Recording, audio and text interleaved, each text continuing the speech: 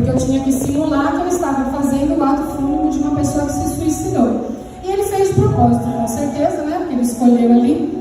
Mas eu sei também que Deus estava me preparando para um grande ministério, que Deus estava me preparando para algumas coisas. E eu fiz um casamento até hoje, pastor, mas eu já fiz não sei quantos atos fúnebres, foram muitos. Mas, irmãos, o que eu quero compartilhar com vocês hoje é que depois de muito tempo chorando e pedindo para Deus me dar a palavra, o Senhor me deu um sonho, a resposta. Um homem se jogava do 20º andar de um prédio e no meio do caminho ele se arrependia e pedia perdão para Deus. Só que ele chegou lá no térreo e infelizmente ele já estava morto. E Deus falou no meu coração: você não sabe o que pode acontecer na vida de uma pessoa entre o 20º andar e o térreo. Verdade, Senhor. O que o Senhor falou para mim hoje, irmãos, e que eu levo isso para a minha vida, para toda a eternidade, enquanto Jesus voltar ou eu for voltar para Ele, é que eu não vou jamais olhar para alguém, para a vida dele, para o que ele fez ou faz e continuou fazendo, e lançar uma sentença de morte, de inferno para ninguém. Porque no último suspiro de vida, a pessoa pode não ter falado para você, a pessoa pode não ter falado: eu aceito Jesus, vem aqui. Mas o que ela sentiu dentro dela, só Deus pode dizer. Então, a morte não é o fim, porque pode parecer o fim para nós, mas o Senhor sonda o coração e esquadrinha a mente, e Ele é o mesmo ontem, hoje e sempre, e Ele pode fazer tudo. Então, essa palavra venha como conforto no coração da família Moriá, né? Infelizmente eu não pude estar aqui, estava num congresso, trabalhando, eu e meu marido. Pastor Marcos, dá um salve aqui, Pastor Marcos, meu companheiro de ministério também. E nós estávamos servindo a Deus, trabalhando numa clínica de recuperação de dependentes químicos. E quando eu tive notícia, eu já estava entregando a passagem para o motorista. Ainda pedi para a pastora Tati, falei para ela: se a senhora quiser eu volto, né? E aí ela me abençoou, eu fui e sabia que vocês estavam em excelentes mãos, claro. E estive lá, orando, clamando, né? E ministrando sobre isso que a gente está falando aqui agora, entregando para vocês. Então acalma o coração, porque só Deus sabe, amém, igreja? Amém. E dito isso, então eu quero passar para aquele fogo, para aquela palavra que queimou. Quem quiser e puder, em reverência à palavra, coloca-se em pé. Nós vamos ler 3 versículos, irmãos. Os 2 primeiros estão em Josué que está lá depois de Deuteronômio. Josué 6. Aleluia. Glória a Deus. Glória a Deus. Glória a Deus. Josué 6, nós vamos ler o versículo 3. Todos acharam? Alguém precisa de ajuda? Levanta a mãozinha. Amém? Diz assim a palavra do Senhor: vós, todos os homens de guerra, rodeareis a cidade, cercando-a uma vez. Assim fareis por 7 dias. Aí depois você vai lá no versículo 20 do mesmo capítulo. Gritou o povo e os sacerdotes tocaram as trombetas.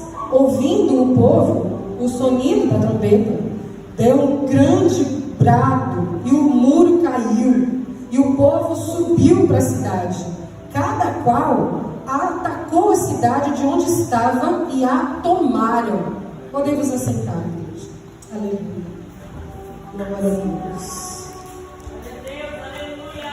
Queridos, Mateus 8, vou falar de Mateus 8. Tem a passagem, sabe aquela passagem muito antiga, muito conhecida, muito ensinada, da tempestade que Jesus acalma. Ela se repete em Marcos e Lucas, mas eu gosto especialmente da forma como Mateus apresenta. Porque ao contrário de Lucas e Marcos, Mateus, ele coloca as coisas no prisma que mostra para mim e para você que quando vem uma tempestade, primeiro ele acalma quem está dentro do barco, depois ele para a tempestade.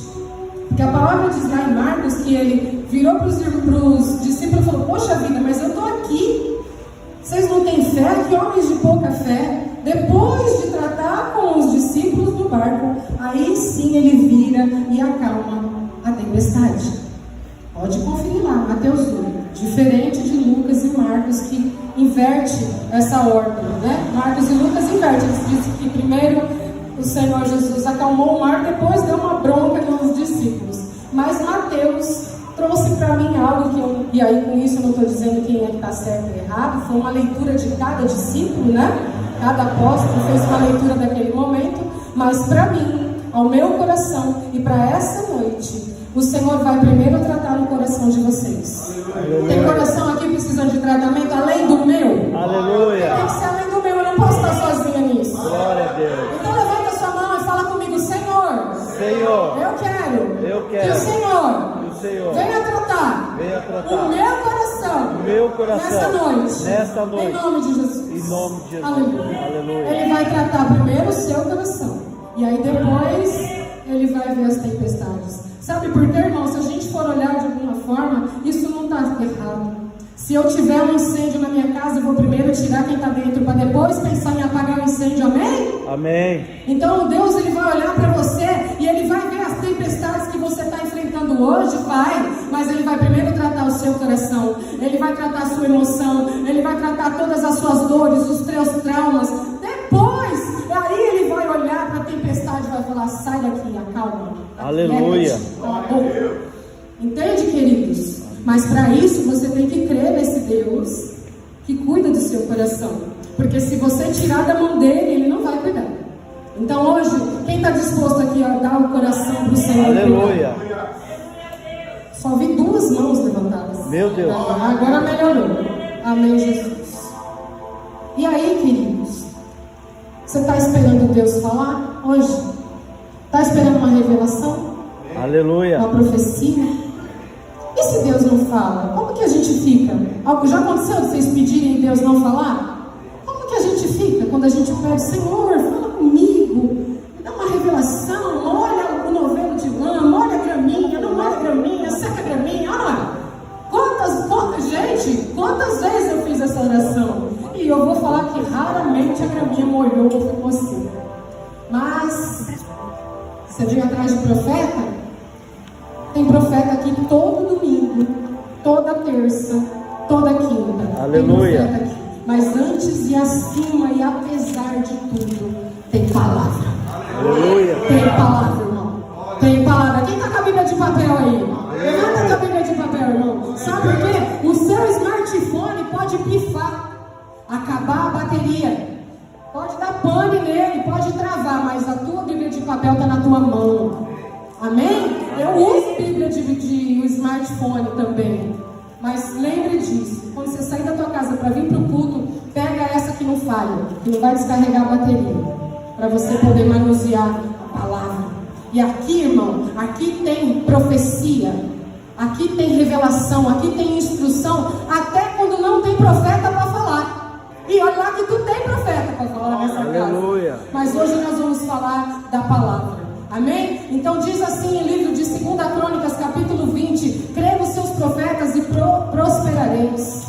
Crê nos seus profetas e prosperareis. Crê nos seus profetas. Crê no pastor Caio. Crê na pastora Tati. Crê no pastor Reinaldo. Crê na pastora Liliane. E para a honra e glória do Senhor, agora temos eu e meu marido aqui ajudando nessa seara. Tem pastor na casa. Tem profeta na casa. Crê nos seus pastores. Você escolheu esses pastores aqui. Então crê neles que você vai prosperar. E eu não estou falando de dinheiro no bolso. Tudo que você pegar para fazer vai ser bênção. Aleluia. Glória a Deus.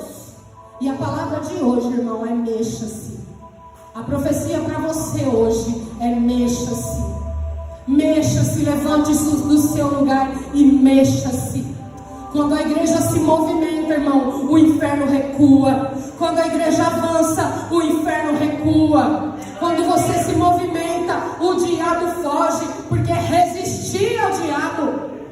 Você não pode recuar diante dessas tempestades, diante das lutas.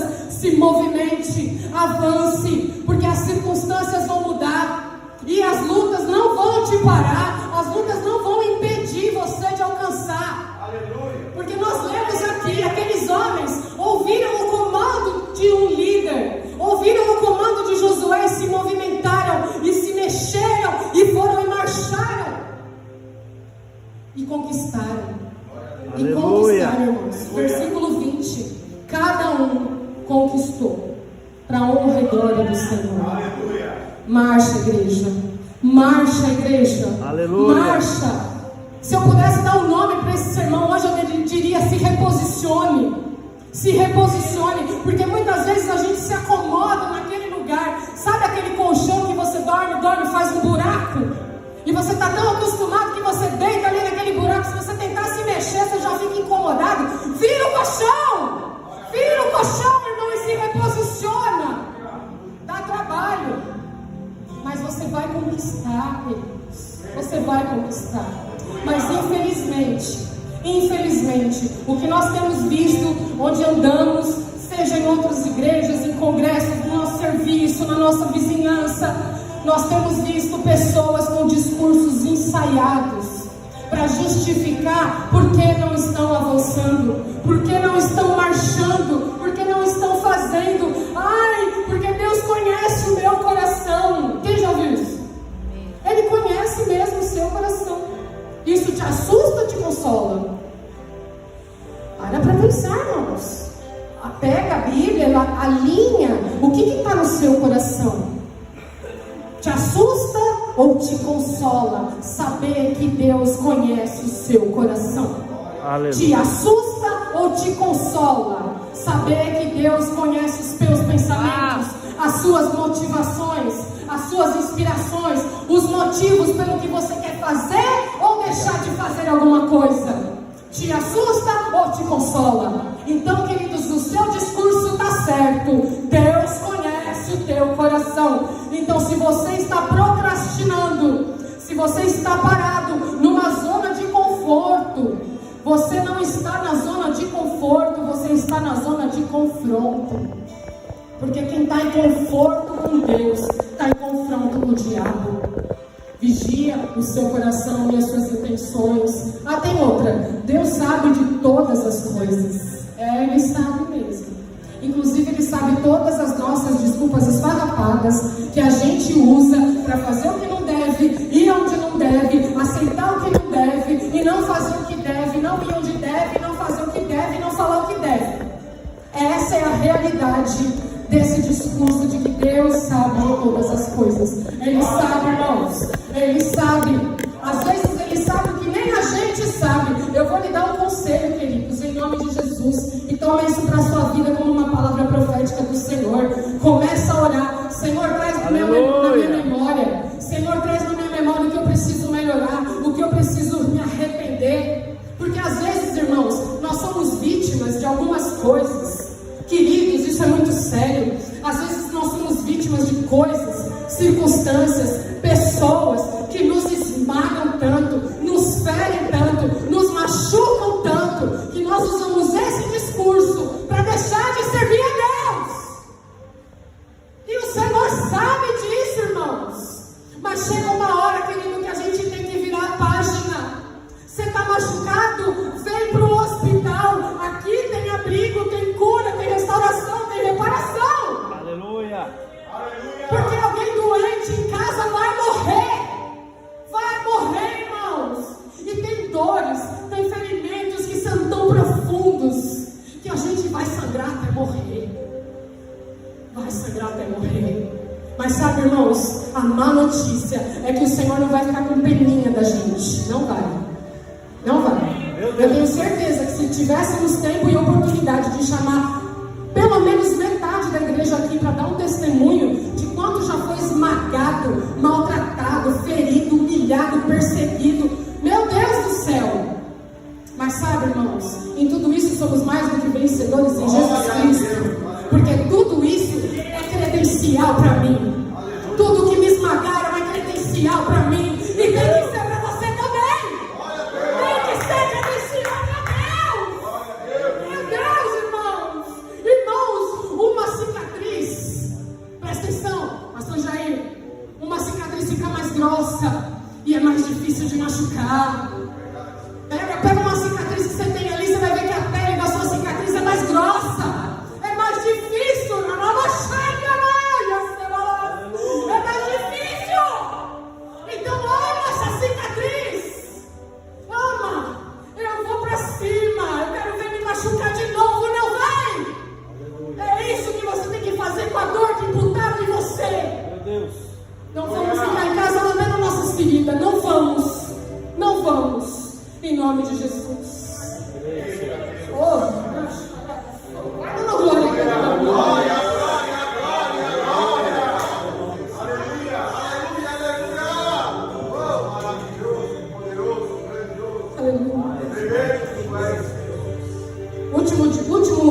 A última frase de discurso é no tempo de Deus.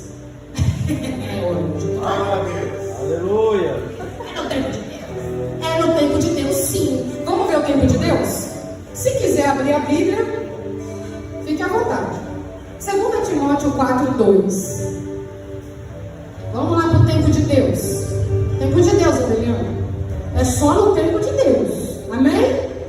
Gente, não é para fazer nada fora do tempo de Deus. Amém? Todo mundo concorda? Amém. Vocês estão tão tristes? Magoados? Pelo amor de Deus. Fala que vocês me amam. Vocês têm que me amar. Amém? Então fala, te amo, pastora. Te amo, pastora. Já deu ruim pra mim. Deu ruim pra mim. Eu só ouvi meus filhos. Alguém muito ungido, ó, lê pra mim bem alto com voz de trovão. 2 Timóteo 4, do 2 ao 4. Pode ir, pastor. Bora. Vai lá. E pregues a palavra, inste a tempo e fora de tempo. Redargas, repreendas, exorte com toda longanimidade e doutrina, porque virá tempo em que não sofrerão a sã doutrina, mas tendo comichão nos ouvidos, amontoarão para si doutores conforme as suas próprias consciências, e desviarão os ouvidos da verdade, voltando às fábulas. Em tempo e fora de tempo. Qual é o tempo de Deus? Todos. Amém? Vocês leram? Nem foi eu que li, hein? Em tempo e fora de tempo. Em que tempo que eu tenho que fazer a obra, pastora? Todo o tempo. Em tempo e fora de tempo. É no tempo de Deus. De hoje em diante, você nunca mais vai ouvir essa palavra da mesma forma. É em tempo e fora de tempo, em nome de Jesus. Mas não acaba aí, porque Deus é perfeito. Vamos para o Antigo Testamento? Deuteronômio 6, 7. Vai, Bru. Abre para mim, por favor. Aleluia. E a igreja continua dando glória. Vamos lá. Somos responsáveis. Como que é? Glória a Deus.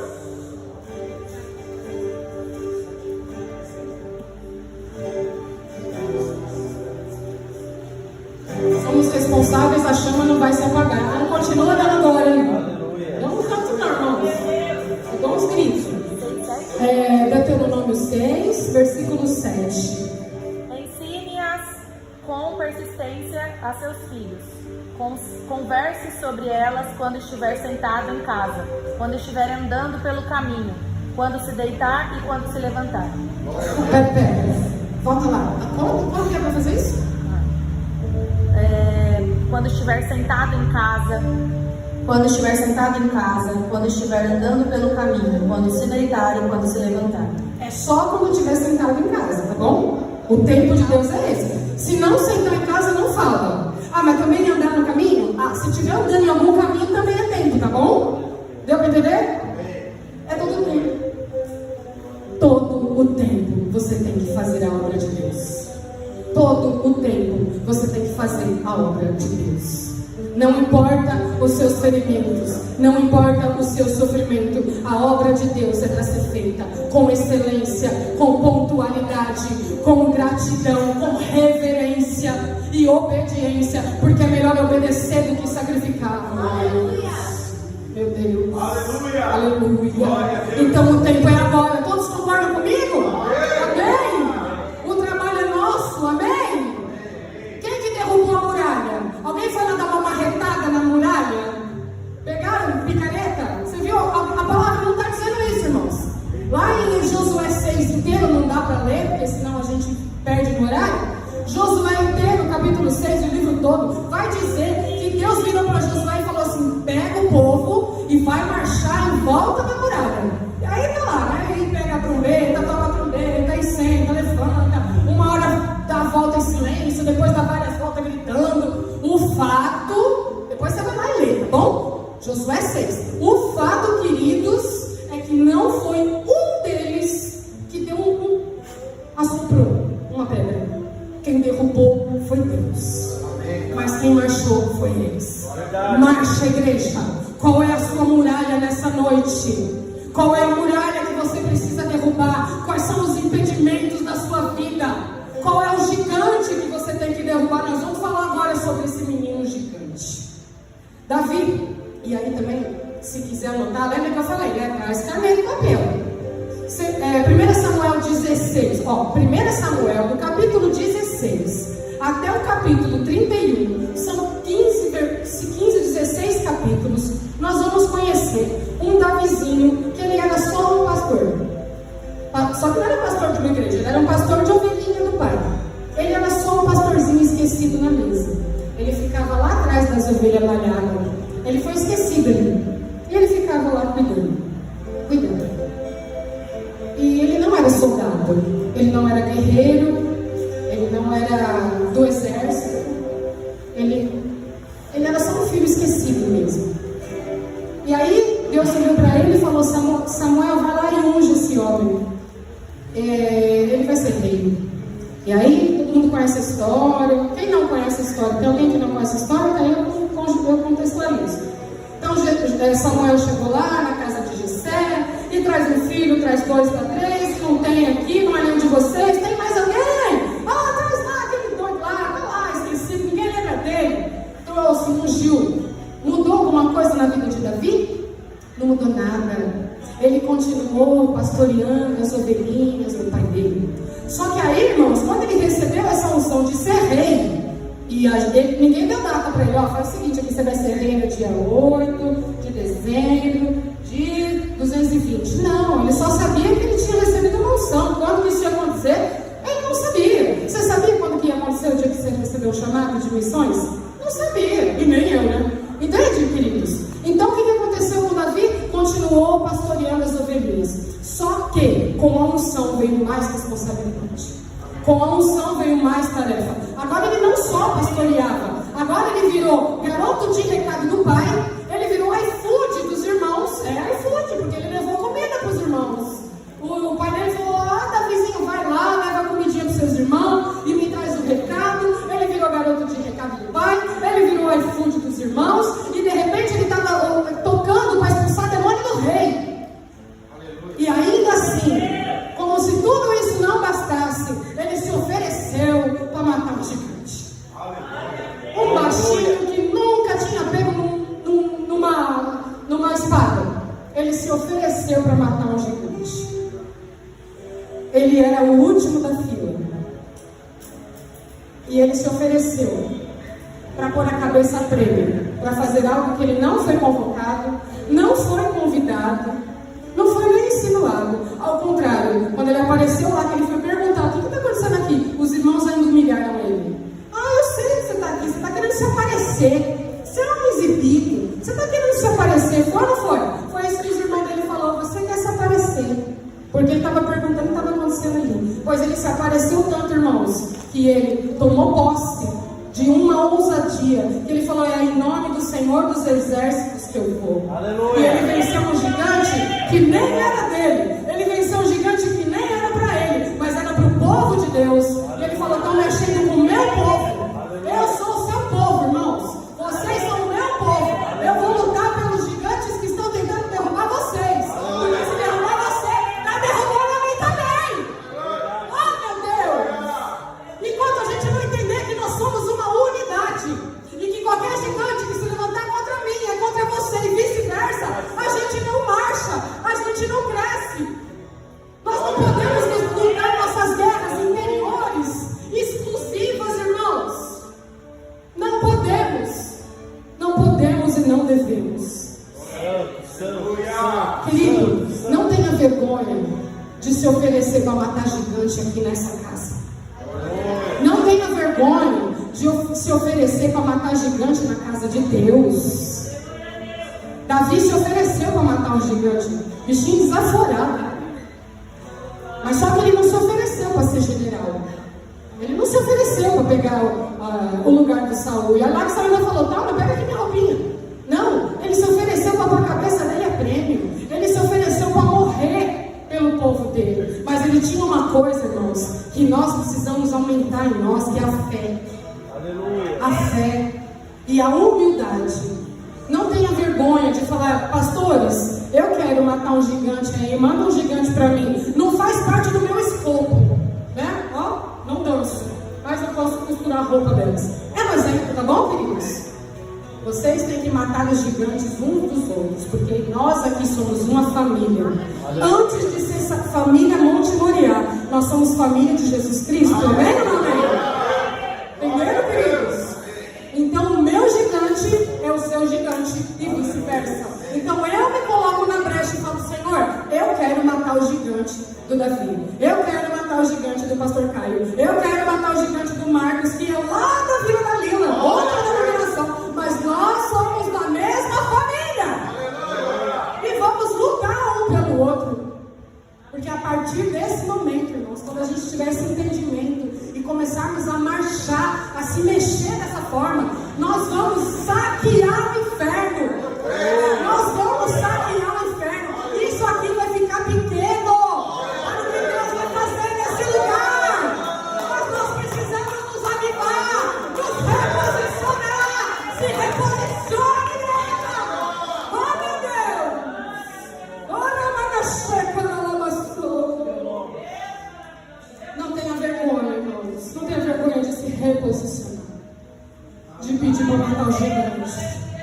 Só tenha vergonha se for para querer ser mais, ser maior, ser mais famoso, aparecer mais.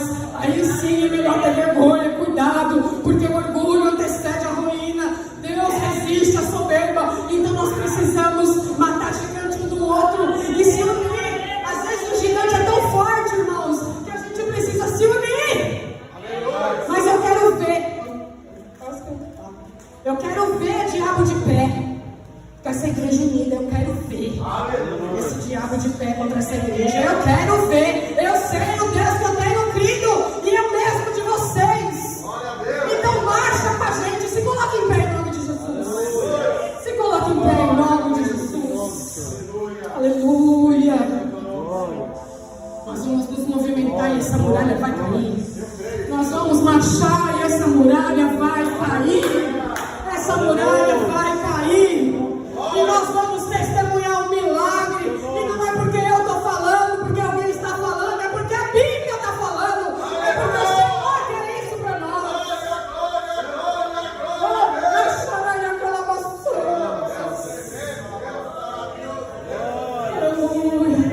Querido, querida, você pegou sua bolsinha hoje. Os meninos pegaram as suas carteiras, saíram de casa.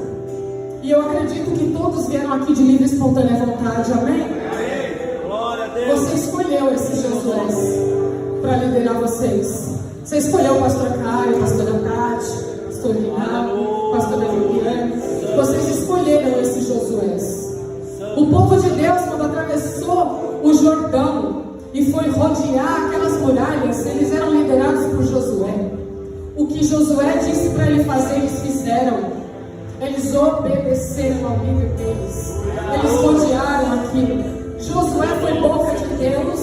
E aqueles homens ouviram a voz de Deus através de seus líderes.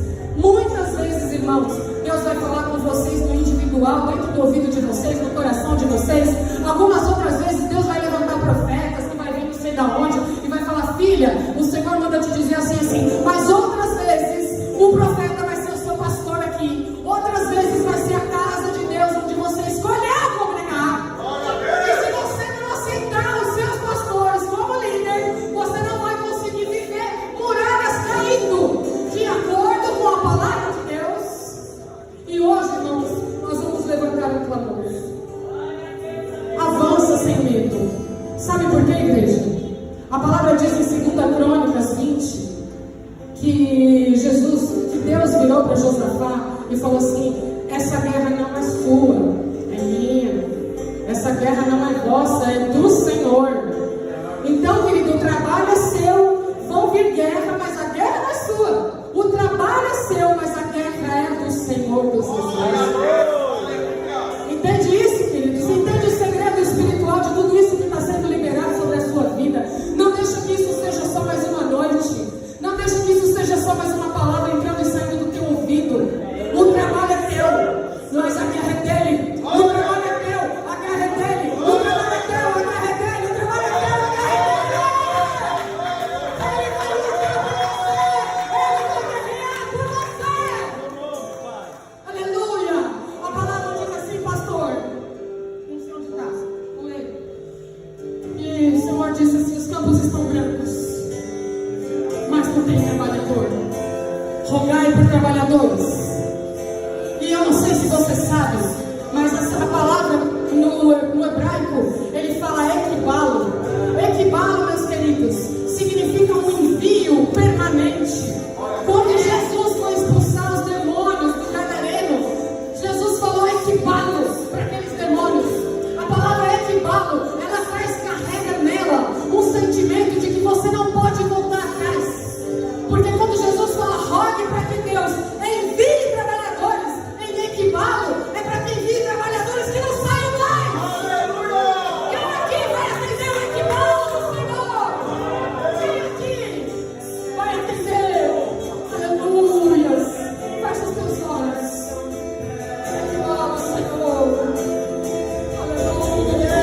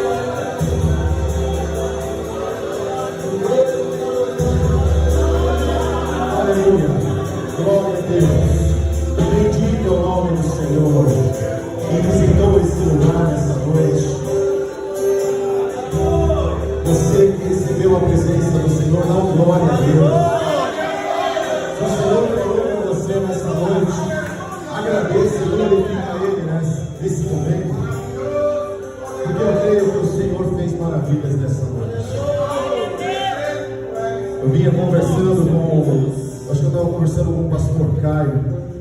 Querido, quando você dá vazão para a sua vida espiritual, o mover sobrenatural do Senhor acontece.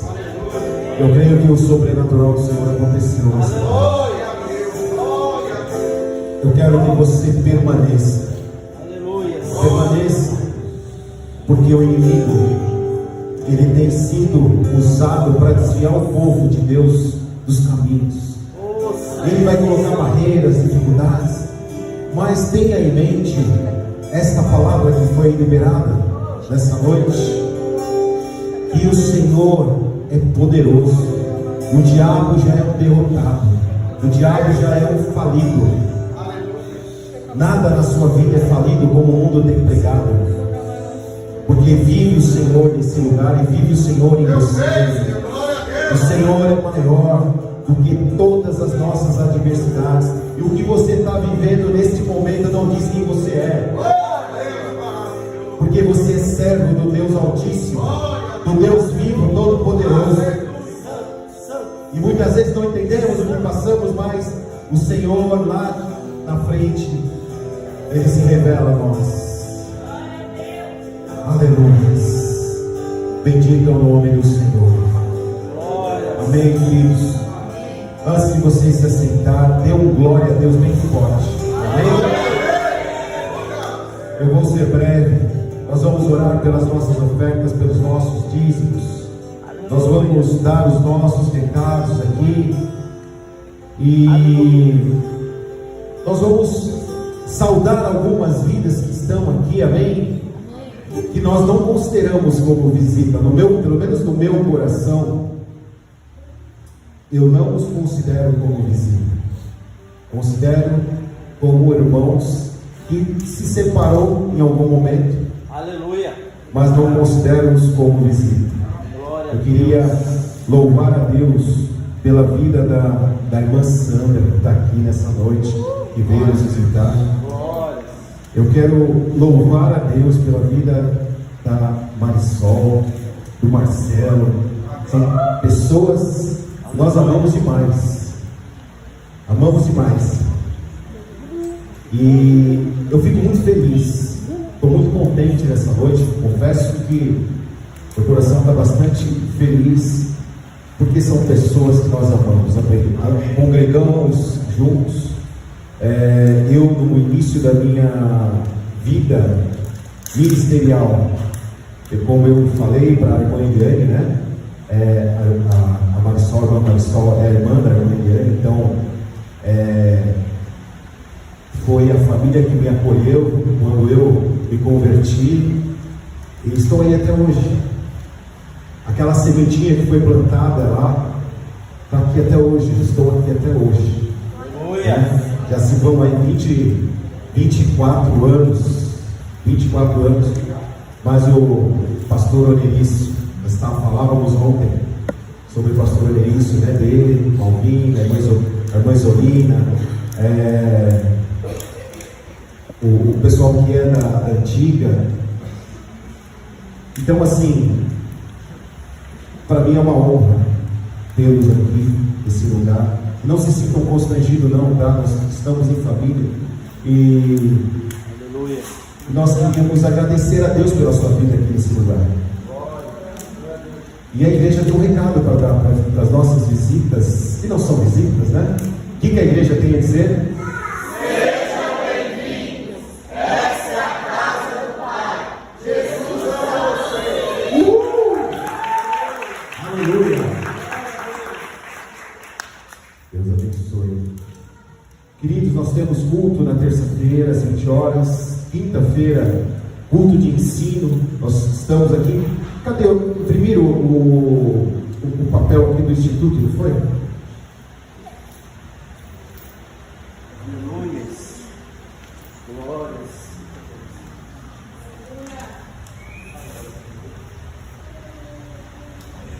Amém.